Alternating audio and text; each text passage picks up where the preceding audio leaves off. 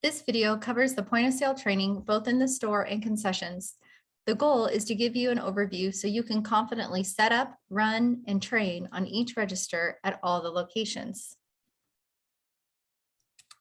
We are going to be going over these 5 steps: getting started, transaction processes, tenders, returns, refunds, exchanges, and closing the drawers for both the Square register and the concession registers and iPads.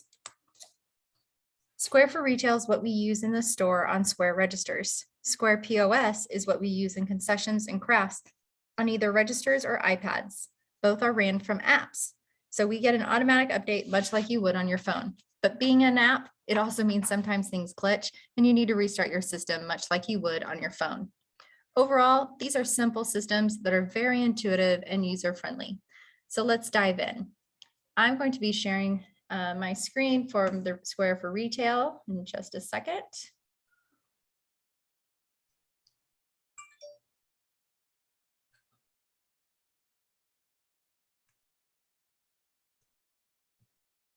All right, the first screen you come to is the passcode screen. Each of you will have a passcode. Each user gets their own passcode. These are based on title. Retail manager gets one, specialists, interns, and cashiers. Cashiers can be the summer staff in the summer or a weekend user in the school season. So I'm going to enter in my passcode, and then it brings you up to the checkout screen. Now, just as an overview, the navigation tools there at the bottom have the 3 bars and then reports, inventory, and whatnot.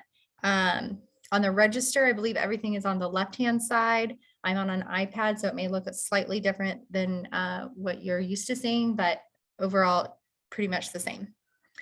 At the top left are some quick keys. You see items, customers. We don't use that in the store, but we do use customers in the snack bar. Discounts and saved carts. Below that, listed are favorites. This is our cheat sheet on frequently used items or items that are too small to put a label on. Here I have tattoos, unknown, etc. You can add to this list by simply going down to the bottom and hit edit favorites, add favorites, and then select an item and hit save. And now you'll see it at the bottom. First thing you need to do is open your drawer. You will notice the warning on the bottom. Cash drawer has not been started. It won't even allow you to run a transaction until it's been done. To start the cash drawer, you can just hit start drawer, or you can go to reports and start drawer. It'll say starting cash is $300. You want to verify that the amount it says you're starting with is what you actually have in your drawer. So they will count their drawer. We utilize an app called Cash Calculator app, where they just enter in the quantity of each item that they have, and it will give them a total. This is something that can be on a side iPad. If you have a register, the registers don't allow you to X out and go to a different app. So you may need an iPad or something next to the register that utilizes a cash app.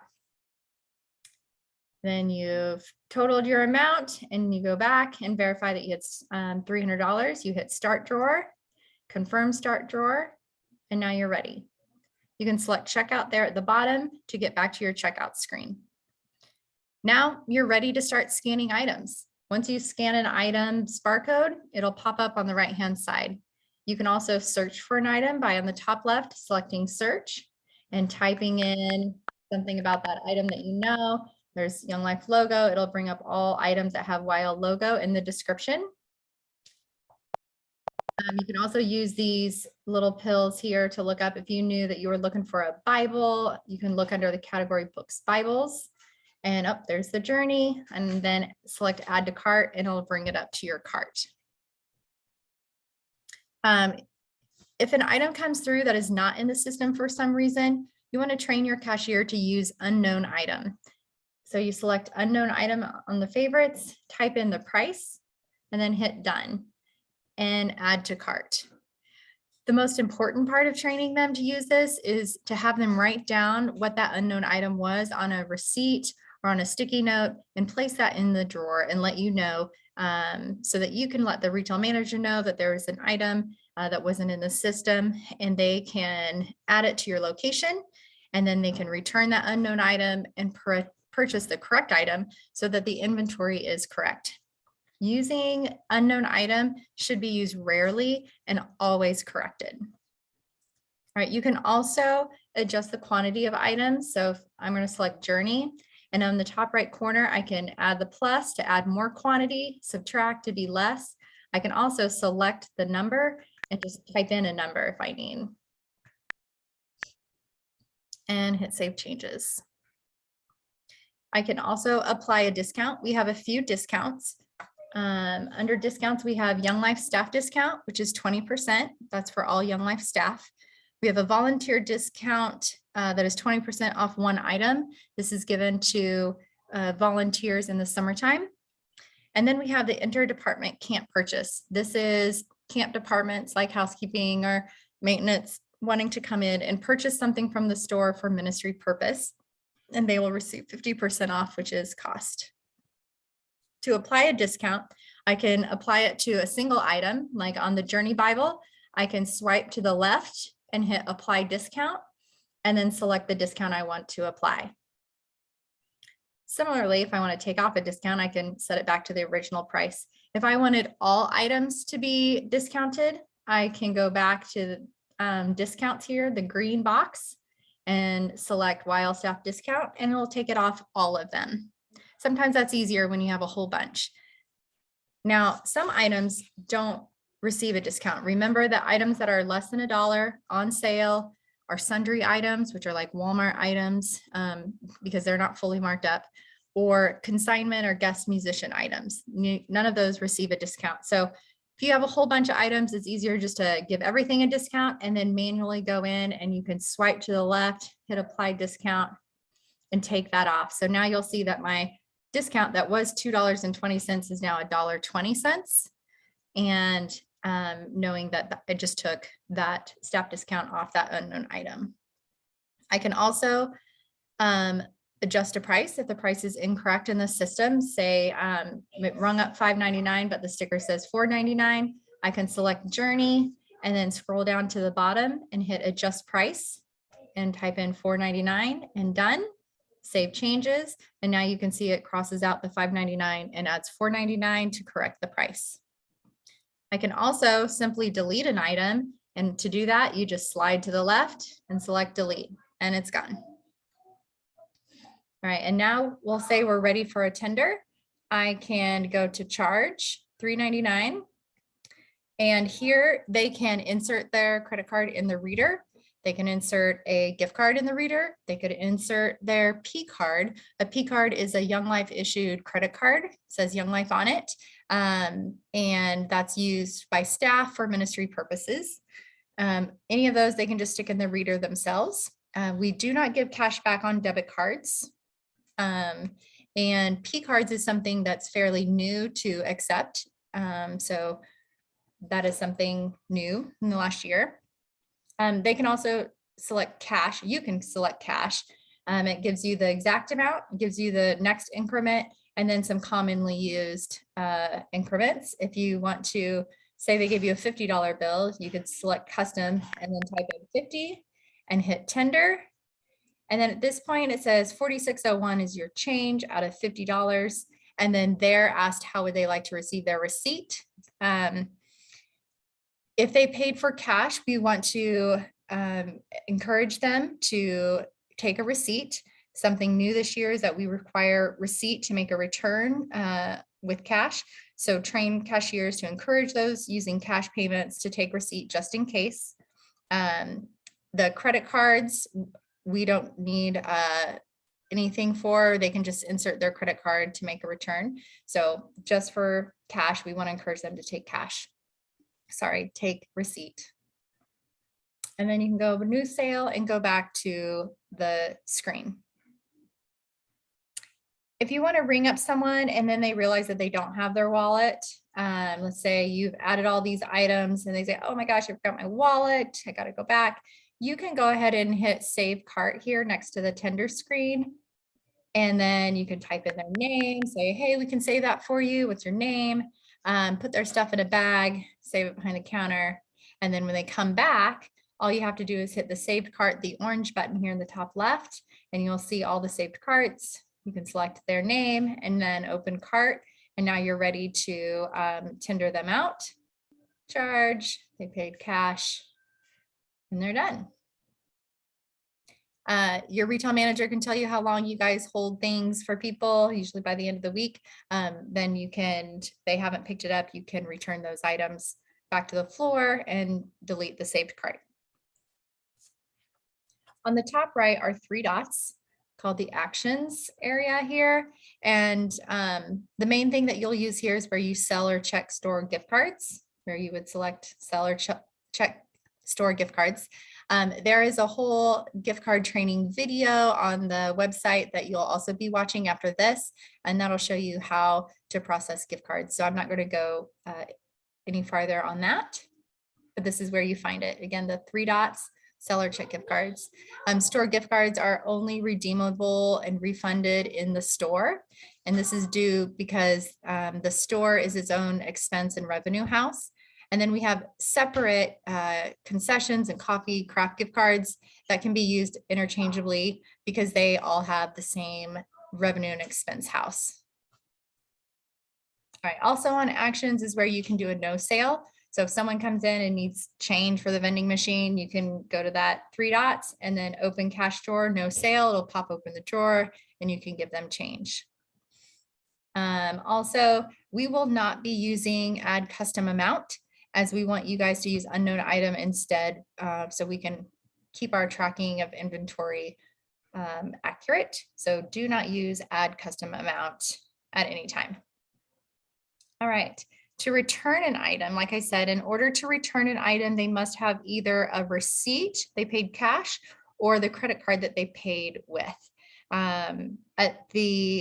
Again, this is a fairly new process for us and customers, so ensuring we train the cashiers on this, as well as maybe have signage by the register that says you must have receipt for return. That will help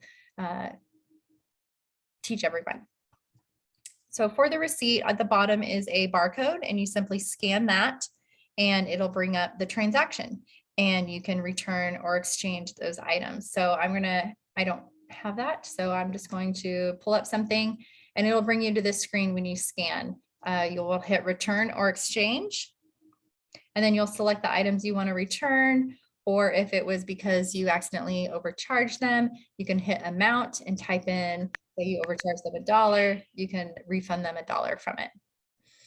We'll do items, and then you hit next, and then you hit refund $5.50, and it'll say they paid cash $5.50, so that's how you're refunding it. If they paid credit card, it would say credit card $5.50, and then you have to do the reason for refund at the bottom. We're going to select return goods and refund. Now, if it was a credit card, it would bring you up automatically to this transaction screen and it would show all the transactions made on that credit card. You would find the transaction with the item that they're returning and select it, hit return or exchange, same thing, select the items or the amount if you're doing a dollar amount, and hit next and refund, and the reason for refund, and then hit refund at the top, and you are done. All right. If they don't have their card with them, you can also search by customer name. It automatically saves their name when they make purchases with a credit card. So you can find that activity and transactions and search. You could search for their name, and it'll bring up the items that they purchased with that. And then you do the same thing, select return or exchange, just as you would with the credit card or cash. If they're exchanging an item, you can see, as you can see right here on the left-hand side, there are yellow arrows, and that means that that a return has happened. And what was one? I thought I did. All right, let's go back. Oops, go back to checkout. Let me make one. All right, so I'm going to go back and I'm going to return this item, and I want to exchange it for something else. So I'm returning the tattoo. I'm going to hit next. And at this point, I can add any new purchases. So I'm going to say they're adding this patriotic YL shirt. And so now it says I purchased a patriotic YL for $10.99. I'm returning a tattoo at $5.50 with tax. So my charge is the remaining balance of $5.49. Then you would just tender it out as normal and you're done.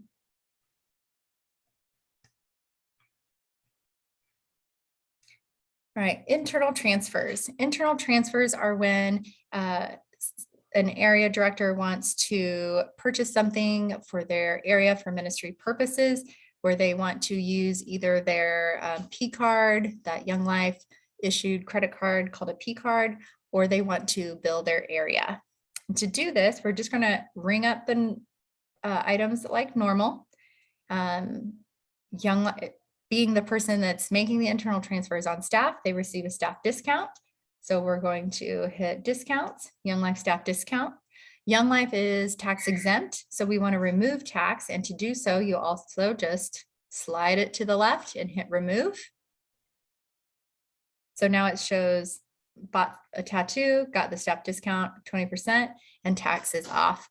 Their amount is $4 due. And you can ask them if they would like to pay with their P card. Again, this is a new process in the last year for us. So maybe having signage that saying P cards are accepted would be great. So they can learn that they can do that. It's just a faster way to do it. And they would just run that card just as a normal credit card. If they don't have a P card with them, we can bill their area by selecting other at the tender. So we're going to hit charge. And then down here, it says other payment types. We're going to select other payment types. And here we're going to type in IT, and then ask them their area number. And that's all we write in there. Nothing more, nothing less. IT stands for internal transfer, and then their area number. And we want to write only that in that section. Nothing more, nothing less, because this enables us to use a search feature for reports that we give to the bookkeeper at the end of each day. So we're going to hit record payment, and they can get an emailed receipt or no receipt, whatever they would like. And go back to new sale. And now you're back at the register screen. Offline payment. So our registers, our apps, like I said, are internet connection required. And sometimes, if there's a storm, we may have internet connection interrupted. So each camp is set up to automatically go into offline mode if the internet connection fails. This allows the ability to run transactions and accept swiped card payments. In the online mode, Young Life is responsible for any expired, declined, or disputed payments. Because of this, a set transaction of limit of like $100 is suggested, but you'll need to talk to your retail manager about that. Once the internet connection is restored, offline payments will process automatically.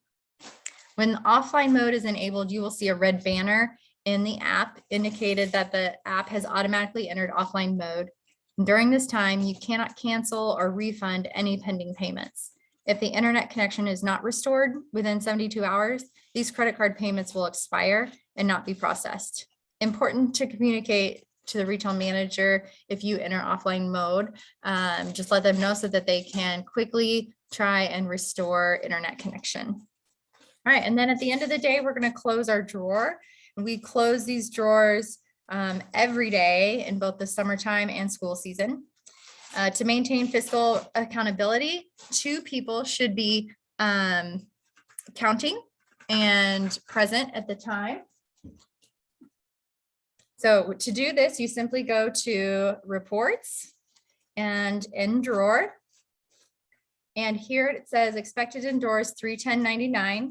And then you want to enter in what your actual in drawer was. Again, we're going to go back out to the cash calculator. I'm going to put in all my money, my bills, and find out what my total is. And then I write that total in here. I'm going to say I had $312.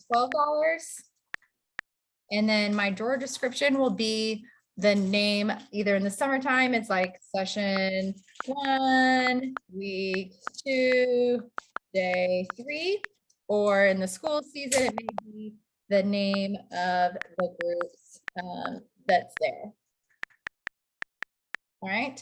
And then it'll say a difference. So I said I had 312, my difference is $1.01. You guys can verify again, if there's a big discrepancy, go back and recount, make sure that is correct. And once that's verified between the two of you, you guys can end drawer and confirm end drawer. This will automatically print a drawer report, and you want to save that because that is the only report that shows us over under. And you're going to stick that in your deposit bag with the cash and write up a deposit slip. And then you're going to put this all in the safe, and then the retail manager will do all the rest of the reports done via our dashboard and submit that to the office to put in the bank. And then after you're done here, you want to go back to your checkout screen and hit log out. At the bottom left, it says VN is my initials, so it says log out, and then it takes you back to the passcode screen ready for the next person. And that's it for the store register. Next, we're going to go to the Square POS. I'm going to exit out. The retail, Square for Retail is green, Square POS is the white. And again, it's ran very similarly to the store. You're going to use the same passcode that you had assigned for Square for Retail. So I'm going to enter in my passcode. And that brings me to the checkout screen here. The first thing you need to do is start your drawer. If you try to, ring somebody up immediately, it'll say, oh, starting drawer. To start your drawer, I have to go to More, Reports, Starting Cash. Again, you want to verify that the cash that's in your drawer is correct. So go back to that cash app and start counting your money. Verify that there's 300 there to start with. And there is, so I'm going to hit Start Drawer, confirm Start Drawer. Now I can go back to Checkout at the bottom left and go back to my screen. The menu screen you can set up however you like. I personally have it set up so that the categories are along the top, and then each column are the frequently used items from that category. I've also added gift cards there at the bottom because that's something we do a lot in the snack bar, coffee shop areas. At the top, you have your different menus. I have a snack bar and a coffee shop menu. We're going to work in the snack bar menu here for this time. In concessions, the items are listed as generic. So you'll see, a smoothie, a slushie, a blizzard. They're not specific. They're just very generic names. And then variations are sizes or types. And then we have something called modifiers, which are camp specific. And this would be like flavors or options. So for example, we'll go to the blizzard. Blizzard item is generic. And then the first thing you see are the sizes. So there's a mini blizzard, a large blizzard, regular blizzard. And then below that are what we call modifiers. And again, that's camp specific. So these are the blizzard toppings that I have at my location only. And so I say I want a mini blizzard with Butterfinger, and then I select add. Modifiers are added to items by the retail manager via the dashboard. So if there's anything you need to add, just communicate with them, something that would be helpful to add. All right, same with, we can look at a couple others like frozen novelty is just all the frozen ice cream items that you might have, and say, oh, I want a push pop. There's a push pop. So that's a different type of frozen novelty. Then we have things like the Young Life souvenir cup. So we have the cup, the refill that's associated with it. Some people have slushy refills or fountain refills. We'll say this person's getting a fountain refill and add that. Now in the right-hand column here on the screen, you'll see all the items that have been purchased, and then it says add discount. We do not give any discounts in the concessions areas, snack bar, coffee shop, or crafts, but unfortunately that lives there. We just don't utilize it. All right, so now you see that all the things that were ordered, and you can hit charge and how they're going to select payment. Again, credit card, P card, gift card, all those things, they'll just enter in the device themselves. And then if they have cash, you have your cash option, closest increments to choose. We even do check, make it out to Young Life and the camp name. Card on file is something we use with gift cards. We'll talk about that later. Other payment types, again, would be internal transfers. And then if you needed to manually enter in a gift card number, you do that under there. And manual credit card entry is where you would enter in your credit card number if for some reason this reader isn't working. In the top right, we also have something called split amount, where they can do a split payment. Say they have so much cash, so much left on a gift card, so much on a cash. You can do that through the split payment. All right, so I'm just going to say we did cash $1.75 change out of $5 in the end. All right. There won't be a ton of returns in this concessions areas, but you may have to refund somebody every now and then. And usually that happens right away. Like, hey, you were like charged me too much or something, or hey, I really don't want that, frozen novelty item. So go to your transaction right there. And they say, oh, I don't want that frozen novelty. So I can go to issue refund and just select frozen novelty. If I overcharge them for some reason, let's say it said, Blizzard said $2, but it's really, $1, I can go to amount and then refund them that $1 from there. So we're returning that frozen novelty, and then you have to do the reason for refund and refund, and you're done. To sell a gift card, we have that gift cards option right there. This is something that I have a gift card training video on for you to watch after this on the retail webpage. So there you will learn the whole process. But just in general, in the snack bar, we sell camper gift cards. And then we also set up area or department tickets, which is pretty much like a running tab. And there's 2 different ways to do that. So again, watch that video for the process. All right. And then closing drawer at the end of the day is done the same way as the store. You're going to go to more reports and end drawer. It says expected end drawer is 302.25. I'm going to go back to the Cash App and count my money. And I find out that I have the exact amount of 302.25. So I'm going to enter in 302.25. 302.25. Enter my drawer description. Will be here. I'm in the summertime, and then it says my difference is 0, and I'm going to end drawer, confirm end drawer, and then again it's going to print up that drawer report, and you're going to place that in the bag with the cash. You're going to write up a deposit slip and put that also in the bag.